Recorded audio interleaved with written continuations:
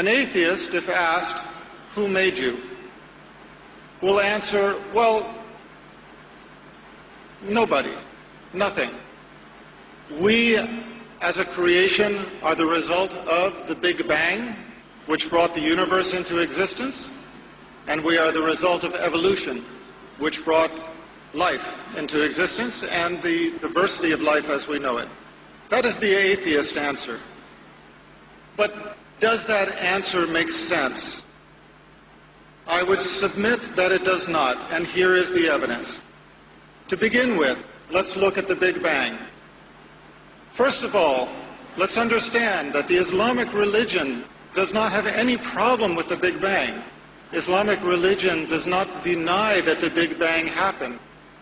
The Islamic religion, however, teaches that the Big Bang was under the control of the Creator. Now, which makes more sense? For us to believe that it was a random event or that it was under the control of the Creator? To begin with, the Big Bang did not start with the explosion. The Big Bang started long before.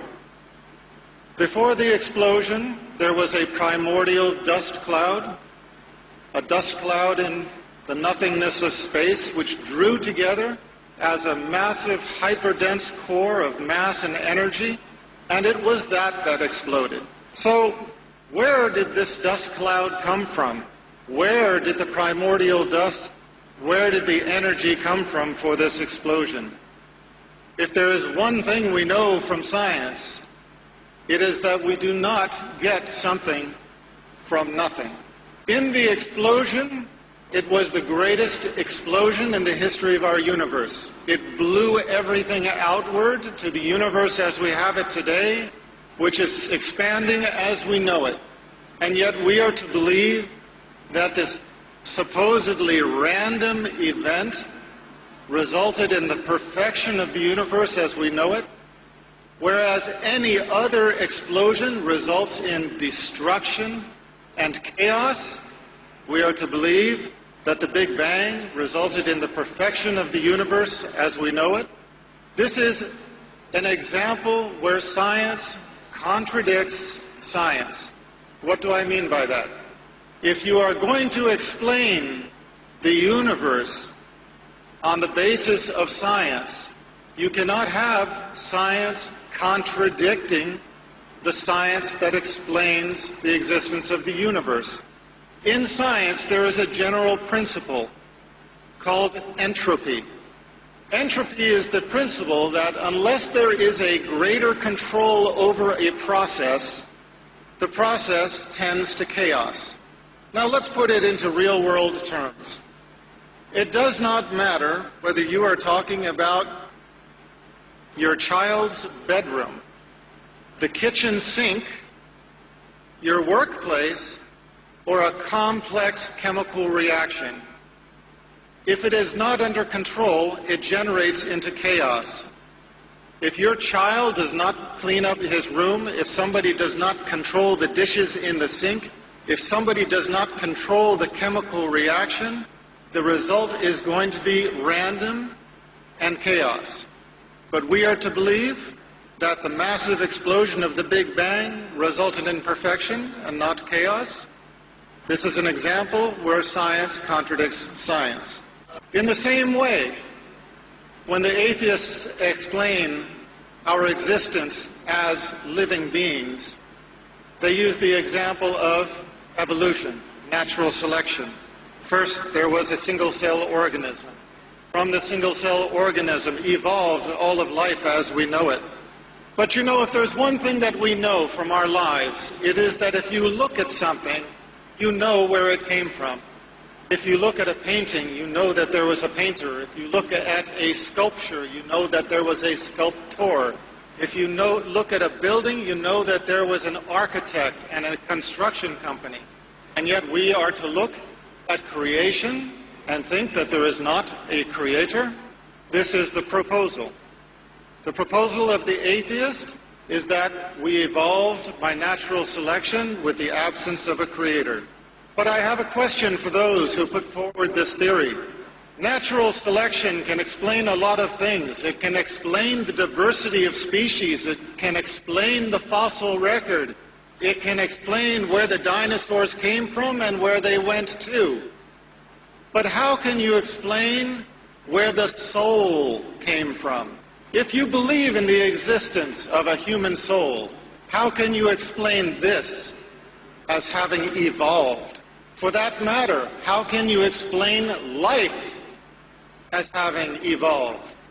And what do I mean by life? I mean the power that gives a body, once assembled, to live. We have reached a point in science where we can transplant virtually every organ of the body. We can make a Frankenstein if we so desire. But not all of the world's scientists over the history of mankind, if you brought them all together, cannot make them live. We cannot even make the wing of a gnat in the perfection that it has been made by our Creator. And we cannot give a body life. That is why, once dead, medicine is not able to revive a dead person, even when their organs are still functioning. So, the explanation that we developed from natural selection is another example where science contradicts science. We have the example of millions of years of evolution or natural selection, and the proposal is that everything in our existence, if we don't have some control over it to keep it in order, everything degenerates into chaos, except for the Big Bang and except for evolution. Those two things, just by themselves, they tended toward perfection. Well, there are some people who accept that explanation, but I submit to you that it is not of those who are enlightened, it is not of those who have open minds or open hearts who accept that explanation. The Arabs have a story that they like to tell. A Bedouin is traveling in the desert. He comes upon an oasis, and in the oasis there is a perfect palace. Now, there are no building materials around. He finds another nomad and he asks him, "Where did this palace come from?" And the nomad said, "Oh, subhanallah, glory to be our Creator, you would not believe where it came from. First, the wind blew so hard that it shaped the rocks into perfect cubes with square edges.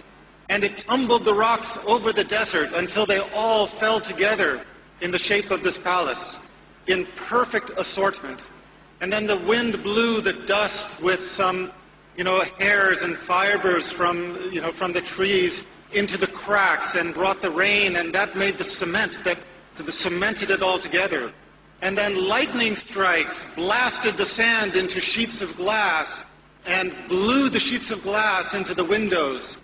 And then the elements took wood from the far corners of the earth and shaped it with the wind and the different force of the elements into furniture and into window trim and doors. And tornadoes and hurricanes carry it here and dropped the doors into the door places, dropped the windows and made the window frames, tumbled the furniture into the rooms. These strong winds took the fibers out of the backs of our sheep, wove them together into tapestries and carpets, and coated the floors with it. And all of this happened just in this one place on earth to make this perfect palace. When we begin thinking about it, we cannot help but roll our eyes and realize, come on, this guy is crazy. This is impossible. And yet what we are told to believe is that the Big Bang and natural selection, through the two most climactic events in the history of creation, accomplished something even greater than this.